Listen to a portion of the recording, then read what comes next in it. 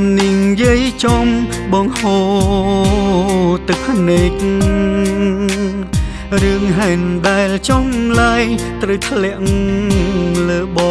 ងឲ្យពីងបាងកាត់ចិន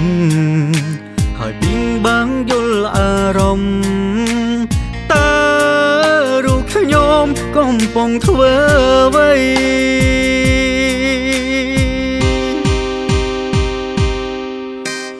មានអូនជាសង្សារតែបងប្រាថ្នាស្រីដតីលួញទាំងតងនាងថ្មីក្បត់ស្រីមិនកិនអ្វីដែលមិននឹកស្មានរំយ៉ាងជាងស្ដែងការពិនបងជ្រុលជ្រួងផ្ដេកផ្ដិនលើរូបគេហើយ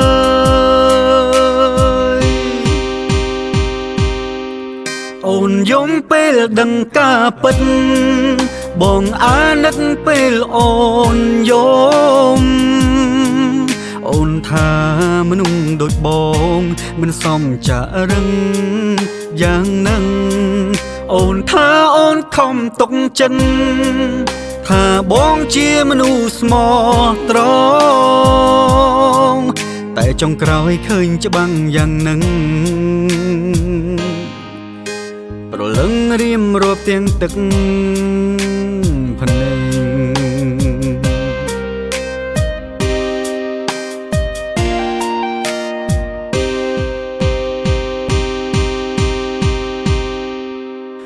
មានអូនជាសង្សារតែបងប្រាថ្នាស្រីដតីលួញទាំងតងនាងថ្មីក្បត់ស្រីមិនកិន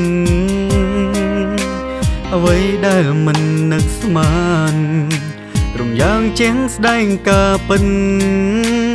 បងជ្រុលជ្រួងផ្ដេកផ្ដិនលើរូបគេហើយ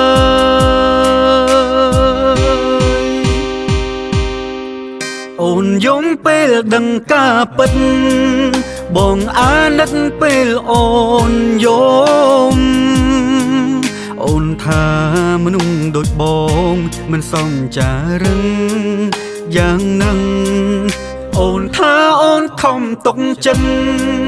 ថាបងជាមនុស្សស្មោះត្រង់តែចុងក្រោយឃើញច្បាំងយ៉ាងហ្នឹងប្រលឹងរៀបរាប់ទាំងទៅ